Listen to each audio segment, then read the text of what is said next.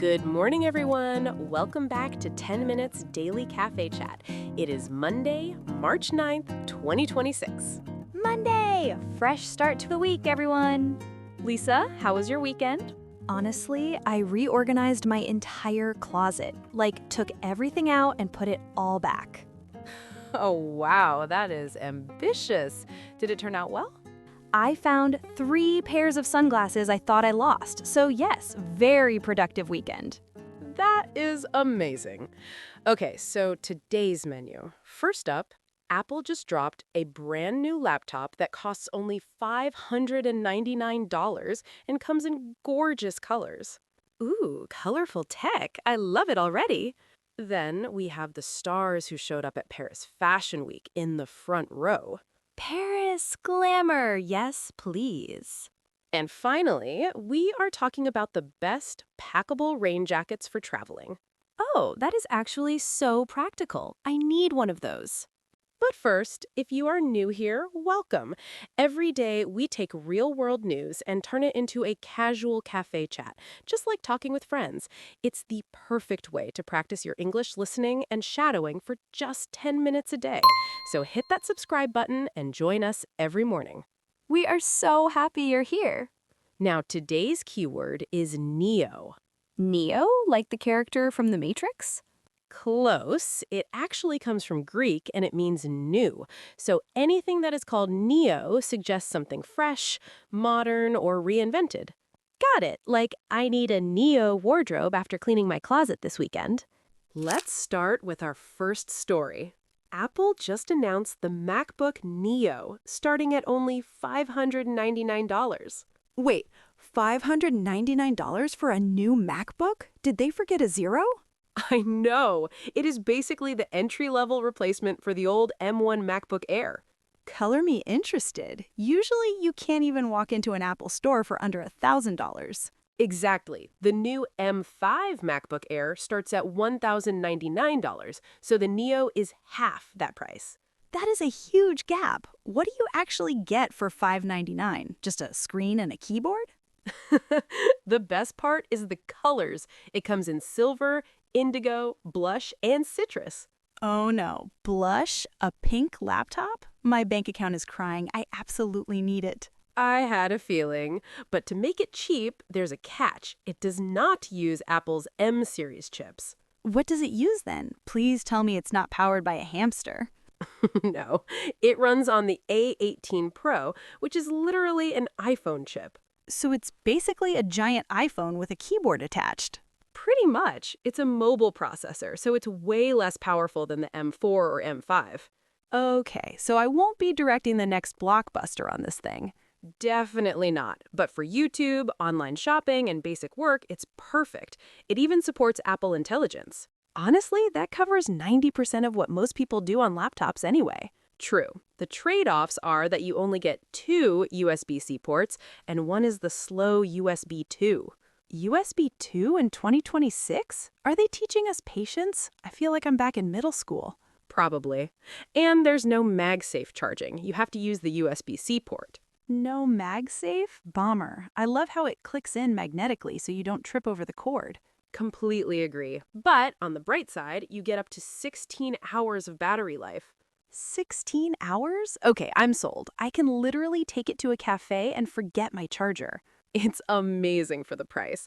Just note the base model lacks Touch ID. You have to type your password like 2015. Rude, but honestly, for a cute, affordable Mac, I can live with it. Moving to our second story, Paris Fashion Week wrapped up, and the front rows were packed with celebrities. Ooh, I love trying to spot who is sitting next to who. Who was there? It honestly felt more like a music festival. A major surprise was Olivia Rodrigo at Chloe. Olivia at Chloe. That makes sense. She has that romantic, vintage aesthetic right now. Exactly. Her soft style perfectly matched Chloe's bohemian energy. I bet she looked amazing. Did she wear a flowy, sheer dress? She did, and fans went crazy. But the busiest person was probably Chappell Roan. Chappell Roan? I feel like she was singing in tiny indie clubs just 5 minutes ago. Now she is fashion royalty. She attended both Mugler and Rick Owens shows. Insane! And honestly, Mugler is the perfect brand for her. Right? That brand is all about intense drama and fierce silhouettes, matching her vibe.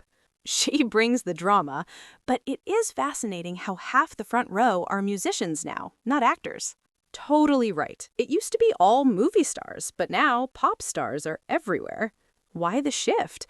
Are actors just not as cool anymore? It's the fanatic loyalty.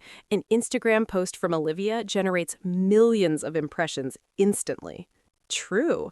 It's a free global billboard. They're selling the feeling of connection to that artist. Exactly. Fashion and music have merged into this huge cultural moment. And we're just watching from our phones. Was anyone else cool there? Over at Loewe, we saw Julia Garner and Emily Ratajkowski looking incredibly chic together. What a power duo! Julia Garner has been killing it in fashion lately. The front row is almost more entertaining than the actual clothes now. It really is. It's the ultimate celebrity crossover episode, and we're just here to judge. Finally, a super practical topic. Condé Nast Traveler ranked the best packable rain jackets. Finally, I always pack a massive coat, regret it, and carry it around like a heavy child. Same. Preparing for rain is so tricky. A good travel jacket should be lightweight, waterproof, and packable. When they say packable, do they mean rolling it up tight into a suitcase? Not just that. Many literally fold up and stuff into their own pockets. The Columbia Sodden Pro is only 15 ounces. 15 ounces? That is sorcery. You would barely notice it in your backpack. Exactly. Another top choice they mentioned is the Patagonia Torrent Shell 3L. I know that one. Patagonia is everywhere in the hiking world. It is famous for durability. The article says you can trust it to last through years of trips. That is key. I do not want to buy a new jacket every year. But are these actually waterproof? Great question. The article explains the critical difference between water-resistant and waterproof. Wait, they're not the same thing? I thought water-resistant just sounded fancier. A lot of people do. Water-resistant handles light drizzle, but a heavy storm will soak right through. So water-resistant is basically a gentle suggestion for the rain to stay away? Exactly. Waterproof uses heavy-duty coatings like Gore-Tex to block rain completely. So waterproof is the real deal. Assume the catch is you become a human sauna inside. You nailed it. They're less breathable. You stay dry from the sky, but you might sweat inside. The classic dilemma, rain on the outside or a personal rainforest on the inside. It is. Also, waterproof coatings wear off over time, especially if washed like normal t-shirts. Wait, so you can't throw it in the washing machine? You can, but use a gentle cycle, no harsh detergents, and air drying is an absolute must. Good to know. I would have tossed it in with my jeans and ruined it. So picking a jacket depends on the trip. Water-resistant is perfect for spring in Paris. Leave heavy-duty jackets for Iceland. Okay, so I don't need a mountain expedition jacket to walk to Starbucks. Got it.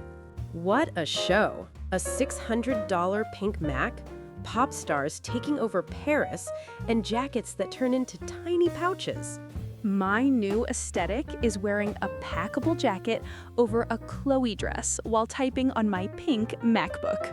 That is a very specific vibe, but I support it. Today's keyword was Neo, meaning new or reinvented. I love that. I am starting my Neo wardrobe to match my new laptop. For our listeners, if you could sit front row at any fashion show in Paris, which brand would you choose? I would pick Chloe for sure. Tell us yours in the comments. And we are getting incredibly close to 5,000 subscribers.